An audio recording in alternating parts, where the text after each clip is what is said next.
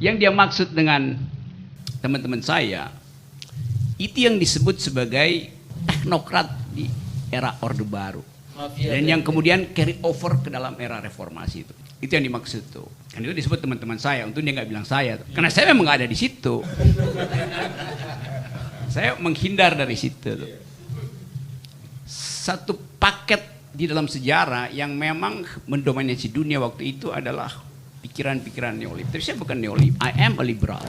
Tapi kalau saya katakan saya Rocky Gerung adalah liberal, saya mesti kasih konteks. Kalau Anda bilang saya seorang liberal di Eropa, artinya Anda kanan, partainya konservatif itu, pro kapitalisme itu. Kalau di Amerika, liberal artinya kiri, yaitu mengupayakan social justice. Partai Demokrat itu liberal, Partai Republik itu yang neoliberal gitu. Nah, kadang-kala di sini itu ditukar balikkan karena otak-otaknya sungsang itu.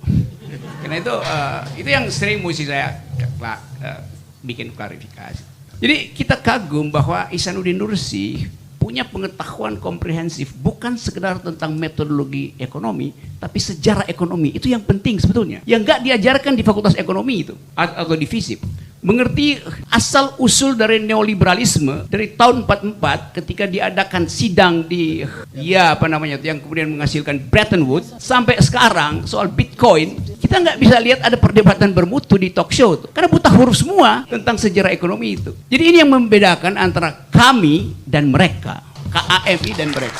Yes.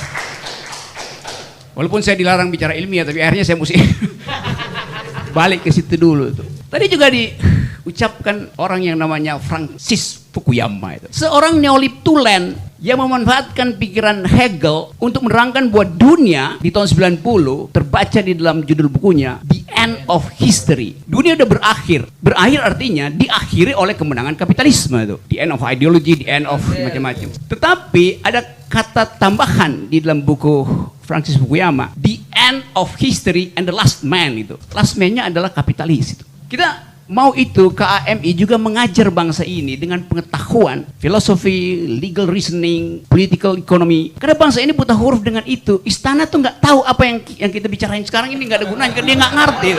Yes. Jadi kalau sekarang dengan berita buruk yang diterangkan oleh 5 orang ini, kita justru harus gembira. Karena memang itu yang kita duga dari awal. Oh, ini akan terjadi pemburukan. Karena 8 poin yang diterangkan oleh KAMI berlaku sekarang. Yang dikonstatasi oleh kami, mulai pemburukan ekonomi, pemburukan kehidupan kebudayaan, pemburukan birokrasi, semua sekarang menyatu. Sehingga masuk akal ketika kita bilang, ini adalah the end of history dari Jokowi. Itu intinya.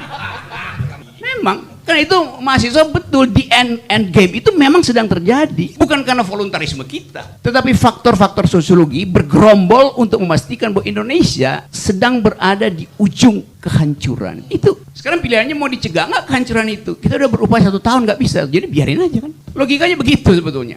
Nah, saya ingatkan sekali lagi bahwa tadi Francis Fukuyama akhirnya menyadari kekeliruan pikirannya. Karena itu kemudian dia tulis buku baru. Judulnya Disruptive. The Great Disruption, kekacauan besar gitu. Dengan satu proposisi tambahan di situ, saya mesti ingat lagi, itu buku udah lama saya baca tuh. The Great Disruption and the Reconstitution of Social Order. Jadi orang yang neolib pun sekarang mengerti bahwa kehidupan sosial itu harus diucapkan kembali, direkonstitusi itu. Iya. Jadi terlihat bahwa para pemikir besar pun setuju bahwa kita harus kembali pada kehidupan kesetaraan manusia, solidarity itu. Dan itu yang jadi tema dari KAMI. Jadi sekali lagi kita bersekutu di sini dalam upaya untuk reconstituting the idea of justice. Karena inti dari kemerdekaan Indonesia adalah social justice. Itu yang nggak terlihat. Kan itu yang jadi tontonan kita untuk tahu bahwa memang pemerintah ini mengeksploitasi rasialisme supaya mudah dikendalikan kalau terjadi social unrest itu. Jadi bayangkan misalnya nih, Chinese community di dalamnya ada struktur yang berlapis-lapis. Ada yang kaya banget, ada yang miskin banget. Kalau saya pergi ke Singkawang, saya ketemu dengan orang Cina yang jadi pembersih-bersih tukang sapu jalanan yang miskin sekali.